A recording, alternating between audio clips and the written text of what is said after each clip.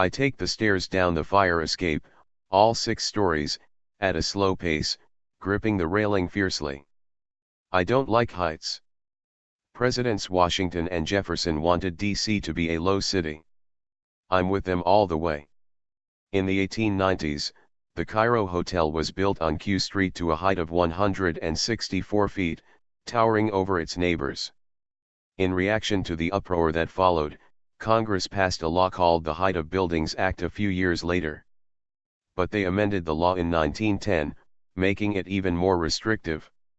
Now the heights of buildings in the capital are limited to the width of the streets they face plus 20 feet. Most streets in DC are no wider than 110 feet, so most buildings are no higher than 130 feet, which usually means 13 stories or fewer. Still too high for me.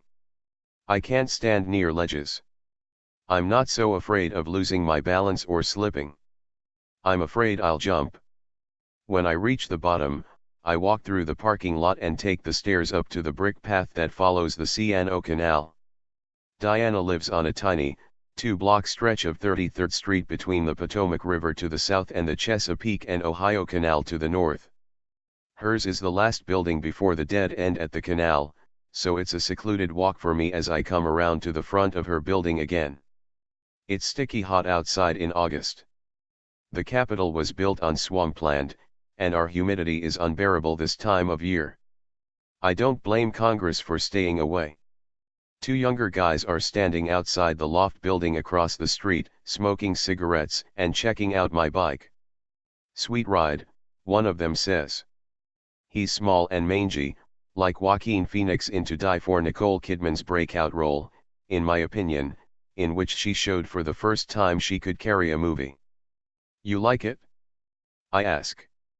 "I do, too. It's a 2009 Triumph America. Dual overhead cams, 865cc, twin 4-stroke engine, twin reverse cone pipes, phantom black with chrome detail. Yes, like the one Colin Farrell drove in Daredevil.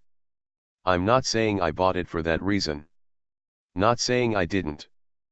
But yeah, it's a pretty sweet ride." "You get this thing out on the open road much?" the guy asks me. "Colin Farrell was terrific in Phone Booth. I liked that cop movie he did with Edward Norton and that futuristic movie he did with Tom Cruise, Minority Report. He's underrated as an actor. He should do a movie with Nicole Kidman." "Yeah, I try to stretch her legs when I can," I tell the guy. I'm not supposed to be advertising my presence here, and yet here I am chatting up a couple of guys about my bike. I look up into the darkness at Diana's apartment, at the triangular brick balcony that juts out over 33rd Street. The balcony serves more as a garden than anything else. The ledges on the sides are all lined with potted plants and flowers, and some small trees sit on the balcony floor, all of which she treats with loving care. A light has gone on inside her apartment, illuminating the kitchen window. "What do you got on the front there?" the guy asks me, kicking my front wheel. "A 110/90 Me 880, I say. I like to ride with 880s front and back." "Diana's home already?" "That's interesting." "Cool," says the guy. "My tire guy doesn't do Metzellers. I've been running Avens all these years." I look back at the guy. They handle pretty well so far. He asks me for the name of my tire guy. I tell him while he scribbles it down on a scrap of paper. Then I jump on the bike and take one last look up at Diana's balcony. "Good night, Lady Di." "What?" "No." I cry. A body is in free fall from Diana's balcony, plunging headfirst 6 stories to the ground. I close my eyes and turn away, but I can't close my ears to the sickening whump of a body hitting the bricks, of bones snapping and crunching.